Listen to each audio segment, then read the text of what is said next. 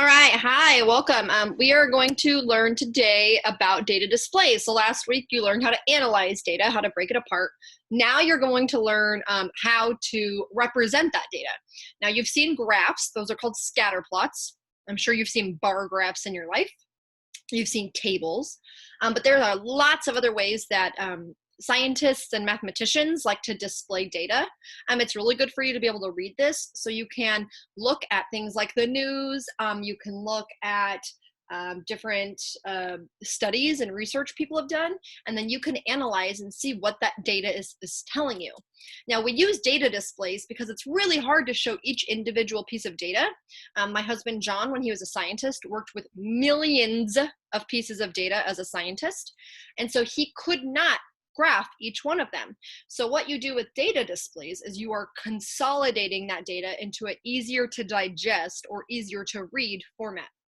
Each data display has its positives, each data display has its negatives, and they all kind of serve a purpose. Now, I'm not going to make you decide which data display goes for which type of data.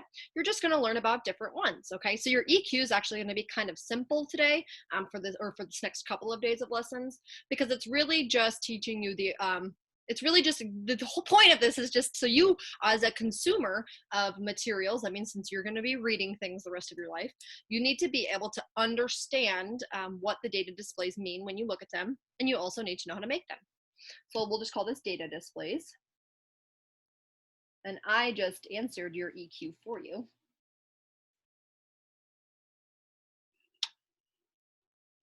Your EQ is why should I know how to read and create data displays? Okay. Now we're going to start with the simplest and kind of move on, okay? That's how I want to process this. So the first one you're going to learn about right now is called it's a dot plot. That's, I think, the simplest. Dot plot, okay? A dot plot is literally what it is. You use a dot or symbol for every data point. Okay, so this can get kind of annoying. In this kind of data display, you have to include every single data point. So if you have thousands of data points, this is not going to be your favorite display to use, because that would be a lot of time. But it is good to be able to read them. So the steps for making this are pretty simple. Step one is, well, I always tell you to order your data least to greatest.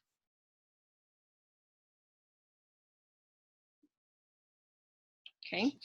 After you order it least to greatest, you draw a line, draw a horizontal line. Then put a dot, put a dot or symbol. I'm just going to keep saying dot, but it can be a symbol above the number for each data point.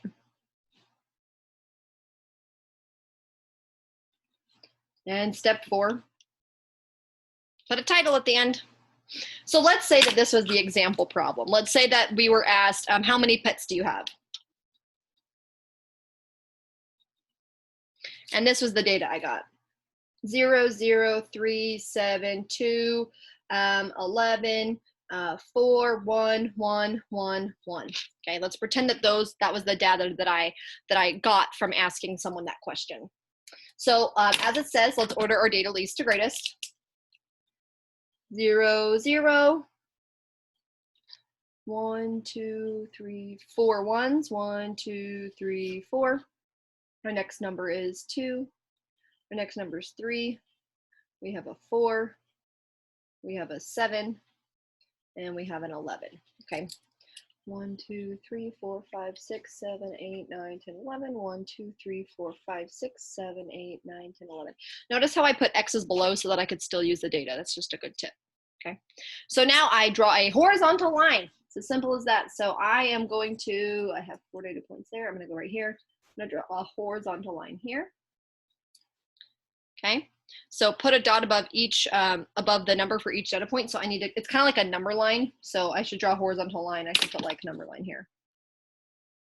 Okay, so my lowest number is 1 and my highest is 11. So 1, 2, 3, 4, 5, 6, 7, 8, 9, 10, 11. So I didn't even need all this extra space. I could have skipped up by 2 steps, but then I might not have had enough room.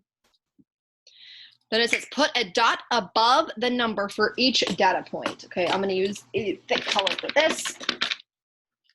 So above my 0, I'm going to put 1 dot for this one and a second dot for that one, because each of those represents a different person's response. Do you see too, when I make a dot plot, I skip the same number of steps. You've heard Miss Minch say that a bunch of times when we do graphs. You have to be consistent with your spacing.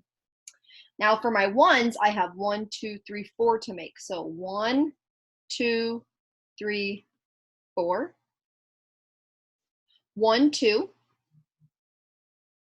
1, 3. 1, 4. 1, 7. And 1, 11.